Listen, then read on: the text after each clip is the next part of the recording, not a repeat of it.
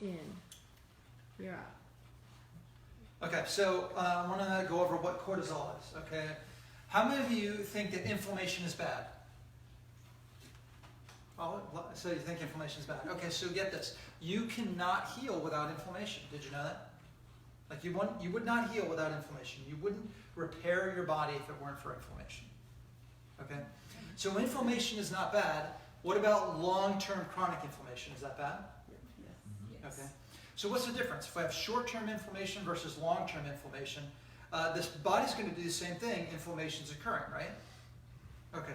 So what happens is if you have inflammation, okay, if you're inflamed, you stub your toe, you get up out of bed in the middle of the night, and you stub your toe on the side table, and your toe swells up like a balloon. Anybody ever had that happen? Mm-hmm. Okay. Yeah. Just a couple days ago. All right. So the toe gets inflamed. It has to get inflamed if we want healing to occur. You got that? So that inflammation, when you damage tissues, you release chemicals from the damaged tissues called cytokines. Okay? Those chemicals actually go through your bloodstream and say, hey, listen, SOS, we need some help over here. So these cytokines are part of the inflammatory response. Right? So the cytokines signal your immune system to come and go, hey, listen, we got damage on aisle 4. We need to go clean that up. Right? So it's going to go, and any tissue that can be repaired, the immune system is going to help that out. But let's face it, you stub your toe on the table, some tissue is going to be dead, right? You're going to have killed some cells, and all those cells have to be disposed of. All right, so we create inflammation, and inflammation brings extra blood flow to the area, it brings white blood cells to the area, and the cytokines are responsible for helping that out.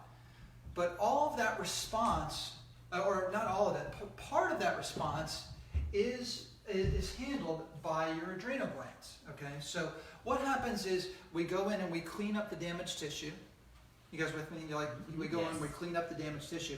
And we have a bunch of white blood cells there, and we have things occurring, and the toe's all inflamed. How long do you want it to stay inflamed? 2 days. A few days, right? You want it to stay inflamed until the damage is repaired, right? And then you want the inflammation to go away. Make sense? So how do we get the inflammation to go away? How do we get the inflammation to calm down? From cortisol, right? So sitting on top of your kidneys are 2 little glands called your adrenal glands. And your adrenal glands are responsible for helping you deal with inflammation. All right? So they release cortisol. Now everybody thinks cortisol is this belly fat hormone. Ladies, how many of you heard that cortisol causes belly fat? Guys, how many of you heard that?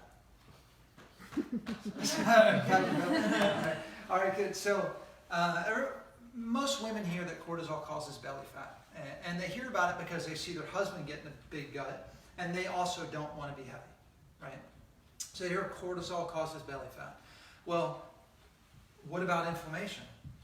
If cortisol is the result of inflammation, if cortisol is put out in order to handle inflammation, that means inflammation can cause you to become fat, right? So here's how this would occur, right? So the adrenals say, hey, listen, we got some inflammation going on. The repair has been done. We're going to release some cortisol, and cortisol will go in and it'll help us reduce that inflammatory response. It'll slow down that inflammation. Make sense? Mm-hmm. So cortisol is also released. Most people know cortisol as a stress hormone. So you get a cell phone bill in the mail. You get a cell phone bill in the mail, and it's $500 more than you expected. And now you have a stress response. Anybody, would you be stressed if you got a cell phone bill for $500 more than you were expecting? Yes. Okay. Bill Gates would not get a stress response from that. All right, because he makes $500 every quarter second. Right. Actually, I think the numbers are actually makes around $5,000 every half a second, somewhere around there. So he would not be stressed by that, but we would, right? So cortisol is going to be your stress response, but it's also your inflammation response. We have patients who have had cortisone injections, right? You have people tell you, oh, I had a cortisone injection. Why do people get cortisone injections? They're inflamed. Because they're inflamed. Who said that? Me. Good. So they get a cortisone injection. The only reason somebody would get a cortisone injection is to try to reduce inflammation. And you go, well, I heard that they get cortisone injection because it hurts. Their knee hurts, their shoulder hurts. And that's true, but if we reduce inflammation, then they hurt less, right? So cortisol and cortisone are an anti-inflammatory. Got me? Yes. All right. So if Your body can make this on its own, and you're inflamed, and we make cortisol to help reduce that inflammation. You go, well, that sounds great. We have our own little pharmacy going on. And that does sound good for acute responses. Make sense? And that way we can bring the inflammation back down to where it should be, the tissue's done healing, and all is well. So what happens if we don't have an acute situation? We have a long-term chronic inflammatory response. Or let's say it's a chronic stress. Like somebody's just stressed all the time. Anybody know anybody stressed all the time? Yes. Don't you point at me. Okay. Anybody know who's stressed all the time? Okay. What about we have patients that are like chronically inflamed? Okay. So what happens? If they're chronically inflamed and you're putting out these cytokines and saying, hey, we need repair, we need repair, we need repair. And what if they have like fibromyalgia and need repair in a lot of different places? They have a nervous system problem, so there's inflammation throughout their whole body. Make sense? So then their adrenals are going to be putting out cortisol over and over and over again, right? Does that make sense? Mm-hmm. And you go, okay, well, that's great, but if the inflammation never gets under control, then what if I asked you to do extra work over and over and over again? I asked you to work, don't you raise your hand, Carrie. What if I asked you to work 7 extra hours a day, every day of the week? Would you get tired of that over time? Yes. You get tired, you'd be exhausted, right? So if we ask the adrenal glands to constantly be trying to handle inflammation, they're going to get tired and they're going to burn out. Does that make sense? Mm-hmm. Now, what's going to happen if they're burnt out and we can't produce cortisol? What's going to happen to the body's ability to handle inflammation then? It's going to be even worse, right? Does this make sense? Mm-hmm. So you take somebody and you have them have some form of chronic stress. Maybe, look at it this way, maybe somebody has a bad relationship. They have a poor relationship with their spouse. They have their kids stress them out. Maybe their kids are on drugs. Their kids are 21 years old and won't move out. Whatever those stresses are, but they have this chronic stress over and over and over again. So they don't have inflammation. That's not the reason why their adrenals are overworking. Their adrenals are overworking because they're stressed all the time. And now something comes along and they get sick. Maybe Epstein-Barr virus, they get mono, something comes along, right? Or Epstein-Barr virus. Okay. Sorry, I had to do that. So they get sick.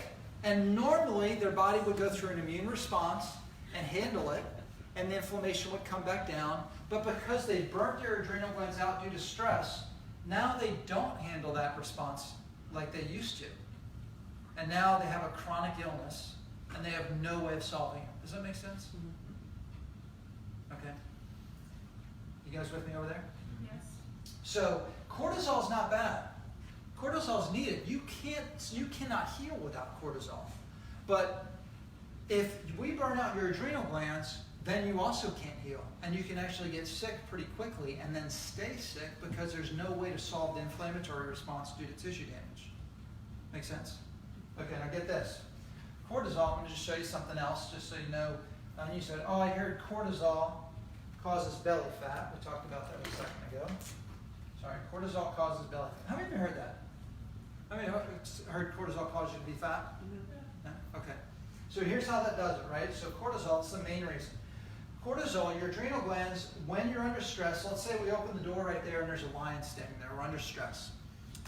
Mary, what'd you have for lunch? What'd you just have?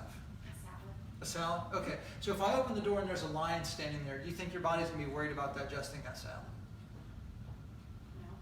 No. No, why would it? It's like, listen, I'm about to become lunch for a lion. I don't think I really need to spend energy digesting lunch. I kind of need to run. Or fight, unless you have a big gun in your purse or something like that. So, but there's a stress response. So your body's going to do things. Your adrenal glands are going to kind of be called to action. They're going to say, all right, well, we're going to help you out here. We're going to help you fight or run away. The fight or flight response, largely dictated by your adrenals. So the adrenals come to help you. Lion's standing there, and they go, listen, we're going to shut down digestion. You don't need to handle that right now. We're going to shut down your immune system. No sense in fighting off an infection if you're going to be food for the buzzards. Okay? Like in your brain and your adrenal glands are trying to make decisions on what do we shut down, what do we build up in order to run away from the situation. But nobody's running away from lions anymore. This isn't gladiator days. Okay? The stresses you have are, I'm going to be late for work, Bryce. Okay. Your stresses might be,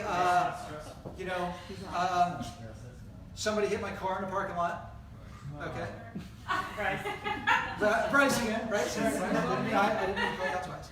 Okay, you get the idea. So those are our stresses, and that response, while needed if you're trying to run away from a lion, let's face it, we don't want that response for the situation of being late for work. We don't want that response, although that might make you run through the parking lot to get here before the bell rings, right? So you guys get the idea. Now we burn out the adrenal glands from that, or the adrenal glands respond there, and then we need energy, right? You got to run away from a lion here, so you need energy. Where's that energy going to come from? Where are you going to get energy from? You're going to get energy from sugar, right? You need sugar. That's your energy. That's the fastest way. Right? That's why they got a commercial from Milky Way or Snickers or whatever it is, where somebody's like, and they're like, yeah. Okay. So, what part of your body manages sugar? Pancreas. Okay? Pancreas, in conjunction with your liver in stress situations, because your liver stores about 3 days worth of glycogen. Right? So let's say Mary Elizabeth, she just had a salad. How much sugar is in that salad? Very little or none, right? So she needs to run away from a lion. She's certainly not going to get that sugar from the salad she just ate. So her liver stores about 3 days worth of sugar. So the pancreas says, hey liver, I need you to dump some of that sugar into the bloodstream so we can run away. So we get an increase in blood sugar. Does the sugar do any good in your blood? Not really. It needs to be in your cells, right? The firewood doesn't do a whole lot of good in the back of your truck. Where it does a lot of good is in the fire, right? That's where you create energy. So we want to get that sugar into the cells. So your pancreas says, hey, not only can I help you get more sugar, but I can help you put the sugar into your cells. So you increase insulin. Make sense? So, what if your cells don't need it? You're at work, right? And we're busy, and Katie, you get a call from the front desk that says, hey, I've got so-and-so, they're ready for you, and you've already got a full floor back here. You know, it's really busy back here, and somebody says, hey, can you come do this now? You get a little stress response, right? But are you running? You're not working out. You're not running away. You might want to punch somebody, but you can't. So that fight or flight response can't really kick in. So we increased your blood sugar, and we increased your insulin to help get sugar get into your cells, but your cells say, I don't need it right now. I don't know what you guys are talking about. Like, I'm good. You're not asking a lot of me. So what is your insulin in your body going to do with that sugar at that point? Because it can't go into the cells to be burned. At that point, insulin's going to help you store. You're going to store that sugar as fat. So insulin is your #1 fat storing hormone, right? And the more your cells become resistant to that insulin because of maybe chronic stress or chronic inflammation, the more that happens, where the cells go, look, I don't need sugar. The more your cells become resistant to the insulin, the more you store fat, and the more likely you are to become diabetic. Now, how many of you heard that the more stressed you are, the more prone you are to chronic diseases? Heart disease, diabetes, things like that. Well, here's why, right? But cortisol is needed. But just like every other hormone, you can't have too much of it or too little of it. It has to be kept even. Does that make sense? Yes. So, a couple of reasons I wanted to go over this is because we have some patients that come in and they're just inflamed all the time. And you wonder, why aren't they healing? Right? Well, it could be that their adrenal glands are just tapped out, right? Or there's other things that are causing that inflammation. They need to find out what those things are. They need to actually look and see what's causing that. What do you think the biggest cause of inflammation is in the United States right now? Biggest cause, all of you do it. All of you do it. I'm not saying you do it wrong. I'm just saying all of you do it. You eat. It's food. The food that you eat is the biggest source of inflammation in our bodies in the United States. Right? So, what was that? You're like, I better change my diet. Probably, yeah. Okay. You guys have to- So is this helpful? Yes. Yeah. So I just want to make sure that, as you are looking at how we're trying to get people to heal, it's sometimes it's more than just working on them back here, physically. Sometimes you got to be real with people and say, listen, how's your diet doing?